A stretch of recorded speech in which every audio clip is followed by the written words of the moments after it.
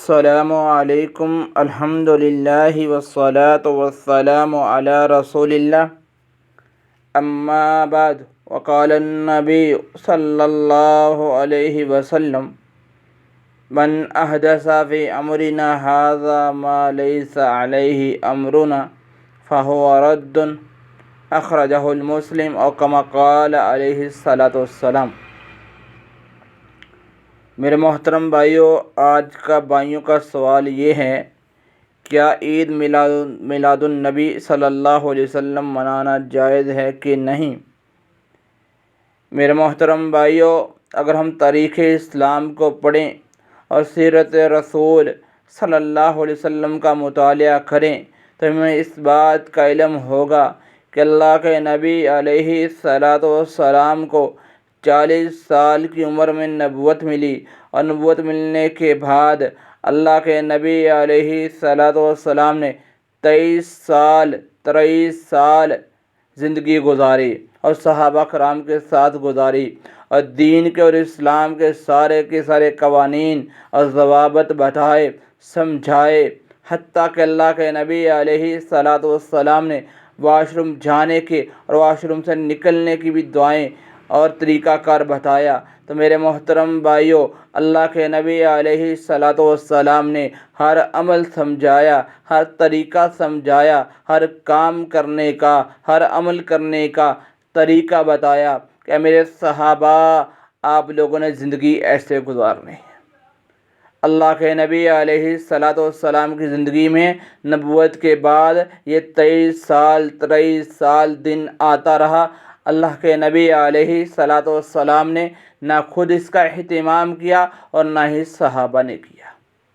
پھر اس کے بعد اگر ہم مزید تاریخ اسلام کا مطالعہ کریں تو اللہ کے نبی علیہ الصلاۃ والسلام کے بعد ابوبکر رضی اللہ تعالیٰ عنہ کا جب دور خلافت آتا ہے، ابوبکر رضی اللہ تعالیٰ عنہ کی زندگی میں رسول اللہ صلی اللہ علیہ وسلم کے بعد 2 سال تک خلیفہ رہے ابوبکر رضی اللہ تعالیٰ عنہ، لیکن انہوں نے بھی اس دن کو نہیں منایا۔ اور اس کے بعد اگر ہم دیکھیں تو عمر فاروق رضی اللہ تعالیٰ عنہ کی زندگی میں یہ 10 سال تک یہ دن آتا رہا، یعنی کہ عمر رضی اللہ تعالیٰ عنہ کی خلافت میں 10 سال تک یہ دن آتا رہا، لیکن انہوں نے نہیں منایا۔ پھر اس کے بعد اگر ہم سیرت عثمان رضی اللہ تعالیٰ عنہ کو پڑھیں، حضرت عثمان بن عفان رضی اللہ تعالیٰ عنہ کی زندگی میں یہ دن 12 سال تک آتا رہا، لیکن انہوں نے تو کوئی اہتمام نہیں کیا۔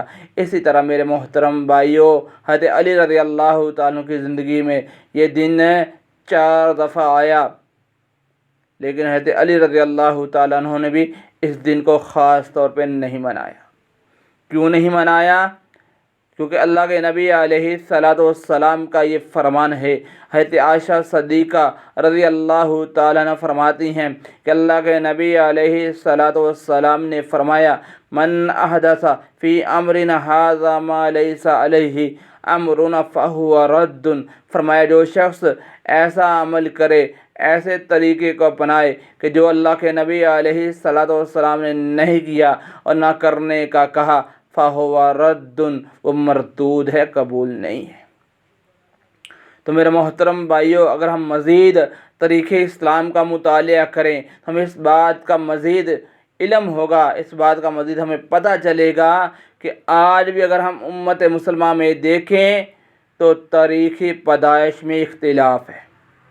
کچھ کہتے ہیں 9 ربیع الاول کو ہوئی پیدائش، کچھ کہتے ہیں 12 کو ہوئی، کچھ کہتے ہیں 16 کو ہوئی، اور کچھ 10 کو کہتے ہیں۔ تو میرے محترم بھائیوں، آج بھی امت مسلمہ میں اس بات کا اختلاف ہے کہ اللہ کے نبی علیہ الصلاۃ والسلام کی پیدائش کب ہوئی، لیکن میرے محترم بھائیوں، اگر ہم حدیث رسول صلی اللہ علیہ وسلم کو پڑھیں تو ہمیں اس بات کا علم ضرور ہوگا کہ 12 ربیع الاول کا دن وفات کا دن ہے۔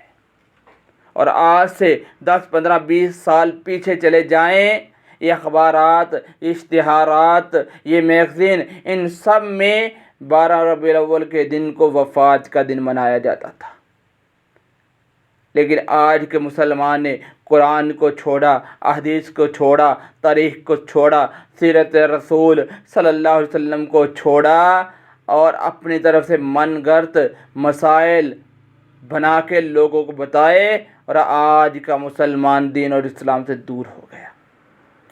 اگر ہم نبی علیہ الصلاۃ والسلام کے ساتھ اتنا ہی پیار کرتے ہیں، اتنی محبت کرتے ہیں کہ ہم جلوس نکال رہے ہیں، ریلیاں نکال رہے ہیں، لائٹنگ کر رہے ہیں، جھنڈیاں لگا رہے ہیں، تو میرے محترم بھائیوں، اگر ہم سچی رسول اللہ صلی اللہ علیہ وسلم سے محبت کرتے ہیں تو ہمیں وہ کام کرنا چاہیے جو کہ رسول اللہ صلی اللہ علیہ وسلم نے اپنی پیدائش والے دن کیا ہے، اور اللہ کے نبی علیہ الصلاۃ والسلام نے اپنی پیدائش والے دن روزہ رکھا ہے۔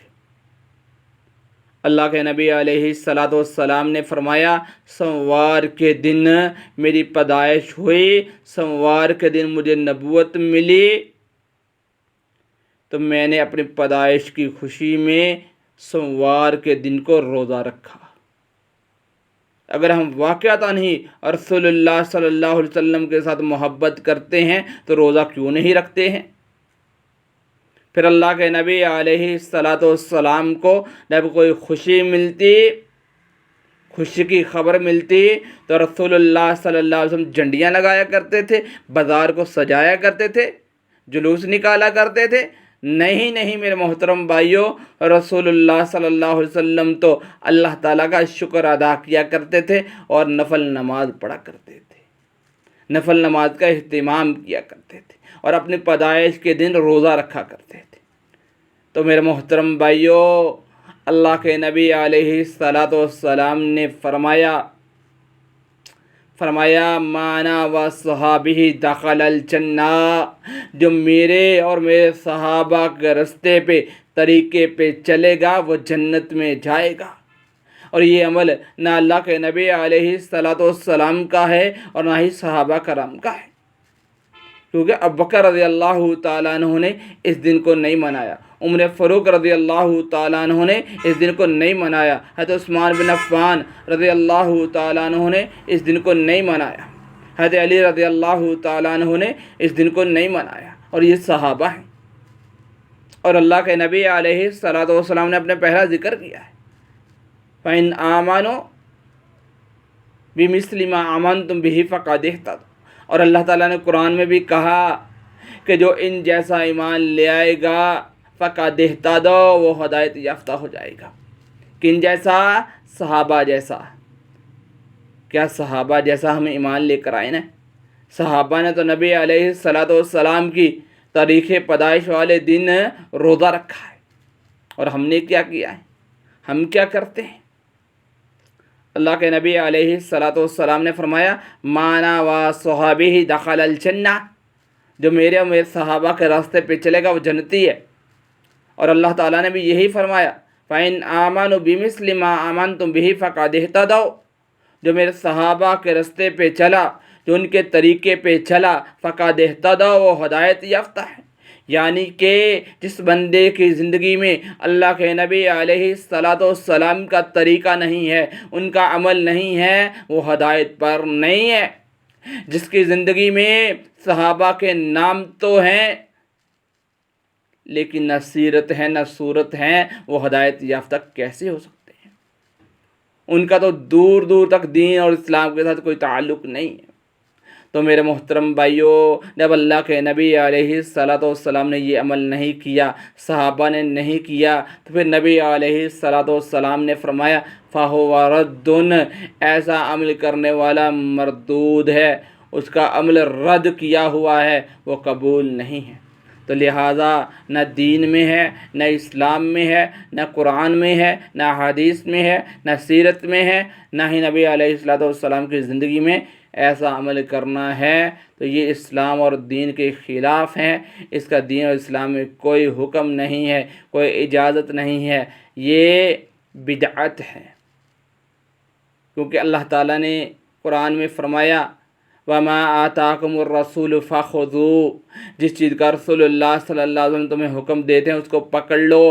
کیونکہ فَإِنَّا خَيْرَ الْحَدِيثِ کتاب اللہ، سب سے بہترین بات اللہ کی بات ہے، وَخَيْرَ الْهَدِيِ هَدِيُ مُحَمَّدٍ صلی اللہ علیہ وسلم، اور سب سے بہترین راستہ نبی محمد صلی اللہ علیہ وسلم کا راستہ ہے۔ تو میرے محترم بھائیو، نہ یہ بات اللہ کی ہے، نہ یہ طریقہ رسول اللہ صلی اللہ علیہ وسلم کا ہے، پھر یہ کیا ہے؟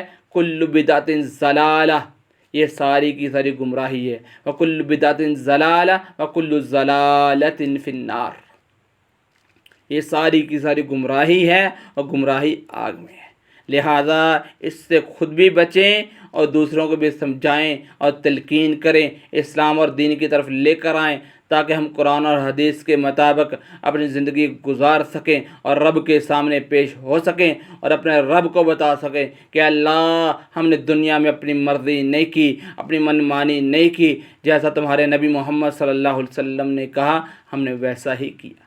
اللہ تعالیٰ سے دعا ہے کہ اللہ تعالیٰ حق بات کو سمجھ کر اس پر عمل کرنے کی توفیق عطا فرمائے۔ وما علینا الا البلاغ المبین والحمد للہ رب العالمین۔